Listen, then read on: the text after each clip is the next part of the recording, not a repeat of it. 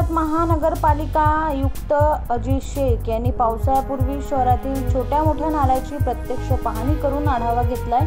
नाले सफाईची कामे वेगाने पूर्ण करण्याचे निर्देश देखील संबंधित ठेकेदार व संबंधित विभाग प्रमुख, स्वच्छता निरीक्षक यांना दिलेत। मोठ्या नाल्याबरोबरच छोट्या नाल्यांचेही काम सुरू असल्याचे आयुक्तांनी सांगितले, तेही वेगाने करण्याच्या सूचना दिल्या आहेत।